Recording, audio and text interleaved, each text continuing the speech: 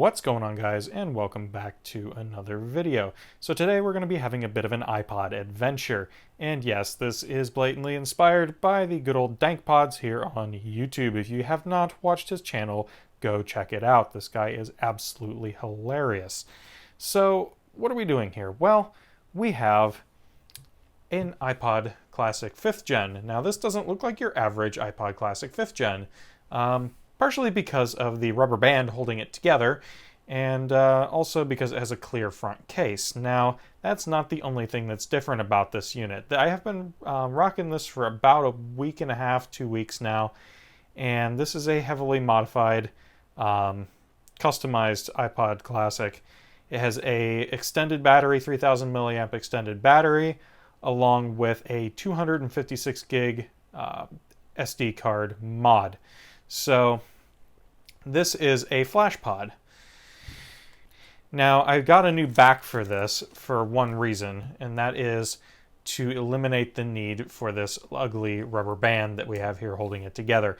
Now the reason for that is because the extended battery makes this considerably thicker, and it no longer clips together with the original back on it.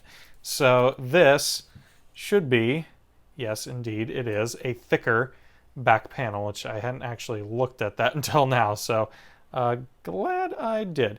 So yeah, that is the thicker back panel, but not only is it thicker, but it also has 256 gigabyte printed on it. Not just written on the sticker, but actually etched into the metal.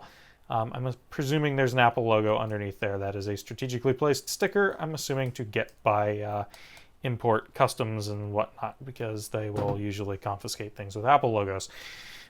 So anyway, what we're going to be doing here is swapping over some components and installing them in here, but I'm also just, before I buttoned it up and finalized it, I'd like to show you what's inside this and how you can go about making one of these for yourself, and how I went about making mine. So yeah, let's pop it open here. There's really not much holding it together, as you can see. So we'll pull that rubber band off, and now this thing is basically just free floating. So we'll flip her upside down because it's a little easier to work on these in this direction. So that flips out, and you'll notice the first thing here is our SD card adapter. This one is from iFlash. If you're going to be modding an iPod, I would suggest getting their adapter boards. These just work. Just straight up just work. Now there's other options that are cheaper on the market, but for the $30-ish price that these cost, they're not that much more expensive, and they basically are just plug and play. For these work with 5th, 5.5, 6th, and 7th gen iPod Classics. So these are an excellent option. You can also get ones that take 4 SD cards. However, unless you're going with a 6th or 7th gen, there's really not much point in that, because these can only address, I think, 20,000 tracks for the 60 or 80 gigs, and for the one like mine, which is a 30 gig original, I think these can only do 7,500 to 10,000 tracks. So yeah, that's down to a RAM limitation. These have 32 megs of RAM, and the 60 gig and 80 gig ones had 64 megs of RAM, so they can just handle having a larger number of tracks on them without completely crashing and freaking out and going horrible. So if you're going to do this, I would suggest getting a 60 or 80 gig one. However, those are incredibly expensive. They are very sought after at this point, mainly because of the modding community. So I went with a 30 gig one because I had it laying around in a drawer. And the 7,500-ish track limit, not really a problem for me. I'm mainly using this to play lossless files at very high bit rates because it sounds fantastic. These have the original, the best sounding Wolfson DAC out of any of the iPod Classics, or at least so it's widely accepted amongst the audio community.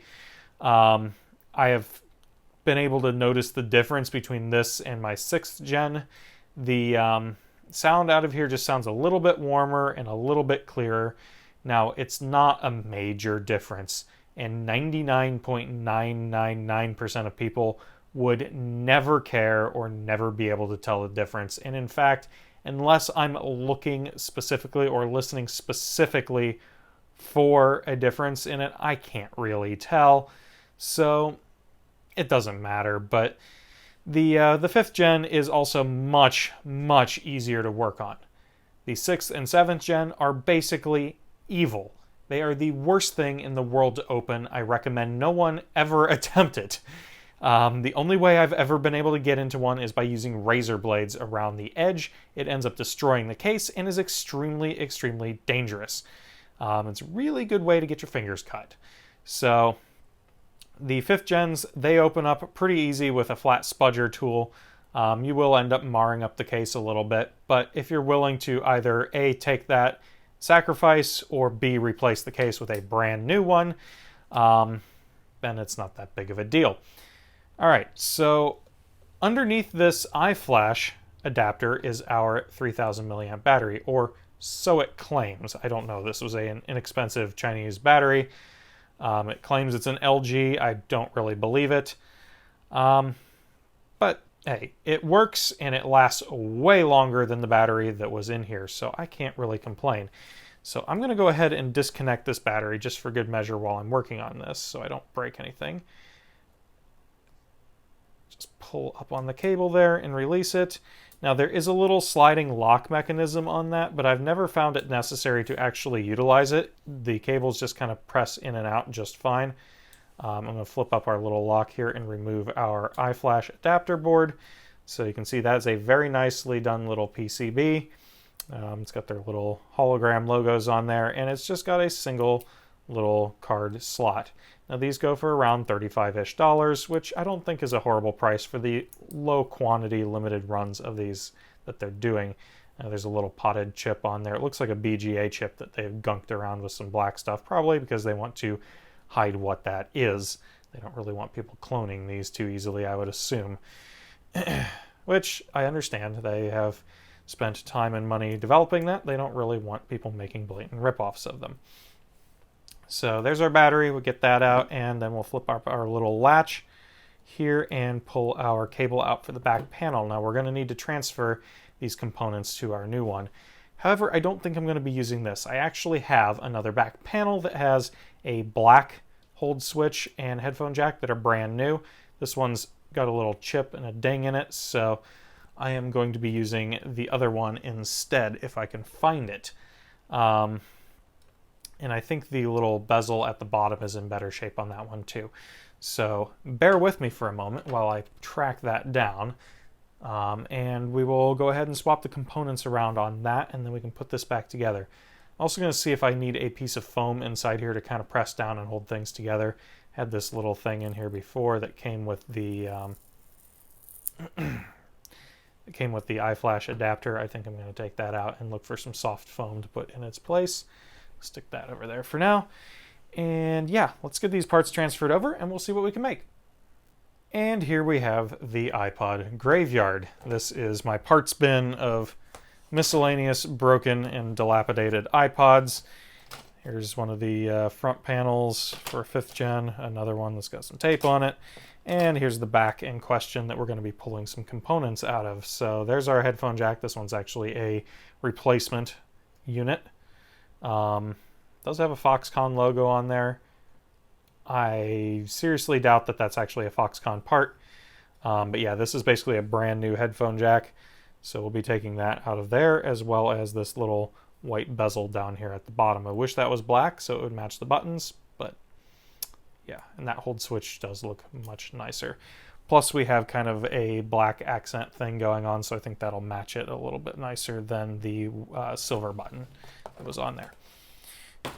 So let's get our parts back into frame here and grab our little precision screwdriver. So these are interesting to get apart from what I remember. Let's go ahead and get this little bezel out the bottom first. Just held in with 2 little screws. Not a huge deal. Pop those 2 out. Hopefully all of these parts are standard between the 2. I didn't actually do any research on that beforehand, so we're going to guess and hope for the best. So our new one is coated in this sticky plastic stuff, so let's go ahead and get rid of most of that. We'll peel it back. We'll just take it all the way off. Why not? Oh, it's really quite horrible. Definitely not an actual Apple part, that's for sure. Now these replacement units, they're definitely not as high a quality as an OEM Apple thing. Notice there's already a few scratches on it, which is pretty sweet, but that's okay. If you've ever used one of these, you know that these things pretty much suck scratches off from across the room, and this definitely doesn't feel as thick or high as quality as an actual iPod. So yeah, I mean, it's definitely a lot nicer looking than what I had before on here, so I'm not going to complain too much. And for like the $10 price or something, it's not that bad.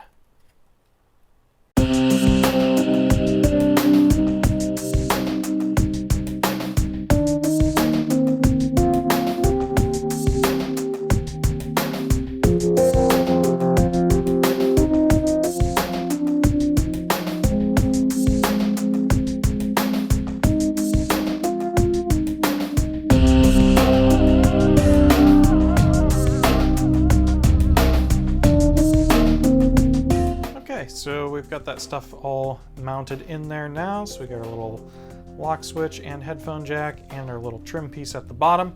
So that is ready to mount up. We also have a piece of some foam here. Take that, fold it in half, and stick it on the back in between the card adapter, battery, and the back case, just to kind of take up any slack in there, keep anything from rattling. So first things first, we're going to go ahead and stick this little card adapter back in here, our flash adapter. That seems to be all the way seated. Now I take this and fold it outwards carefully. Now we can lay our battery down. It's kind of under like that. And our little battery lead just plugs in like so, and that just pushes down real easy. No fuss there. And then our card reader just folds back over. So there will be a little bit of slop that I'll need to take up here, because this is still thinner than your normal 60 or 80 gig unit. I believe there's also a few of these little guys, little grounding foam doodads. They came out of here, but I don't know if I'm really too fussed about getting those back in. I'll just stick that one back down in along that side. Hopefully it stays put where it was supposed to be. Yeah, that doesn't seem to be staying in there. Let's just leave that out. That's fine. Doesn't matter that much, I don't think. So we won't worry about it too much. Now there's also these little plastic separators. I'm not sure what these are for, but I am going to stick the one that I do have back in here. If I can remember how it goes.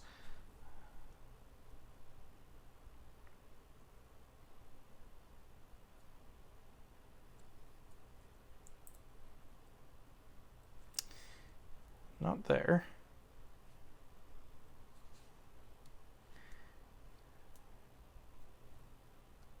They go like that.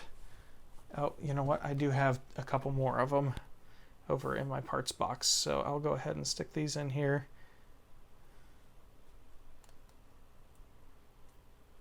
Yeah, I believe they fit in like that. Not really sure what those are for. Probably spacers for the original hard drive or something. Again, I don't think it really matters if they're in there, but oh well. We'll put them in anyway since I have them.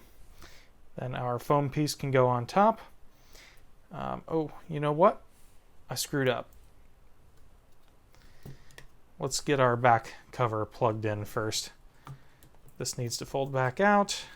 Be careful with the battery not to damage it.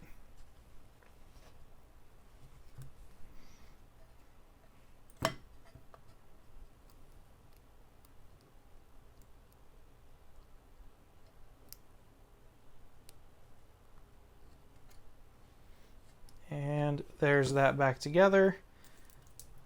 Fold the battery back down. Fold our flash adapter back down. And then fold this over. Now this should be theoretically operational. And it does appear that it's turning on. Yep, there we go.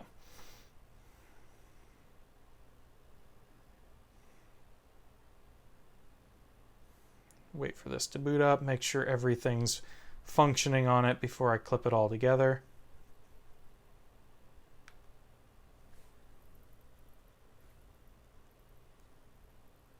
The clicker is noticeably quieter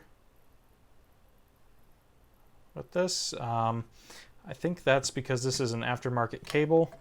And I believe that little doodad is what's making the clicking noise. So that's kind of interesting. Let me find a pair of headphones and make sure this thing still works.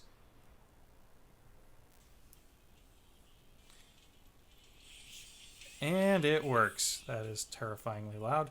Let's turn that back down and off before we get copyrighted for the most distorted little snippet of music ever. All right. So, that's functional. Let's button it up. So we'll see if it'll clip back together with just these two layers of foam in there. Hopefully these will squish down and not really impact anything too much. At least that's the goal here. I do fear that it's, yeah, slightly too thick and it's kind of getting in the way. So I'm actually going to cut this down considerably. We're just going to take a small section out of here.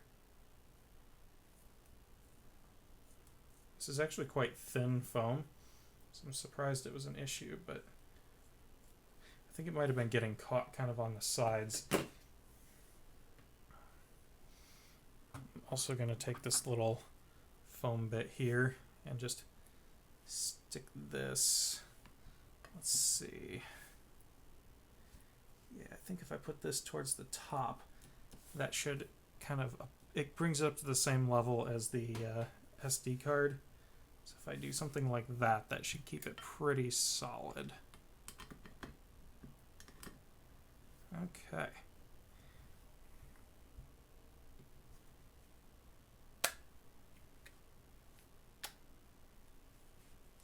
Well, moment of truth.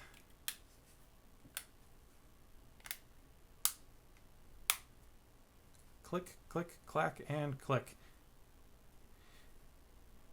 No rattles. And it feels good.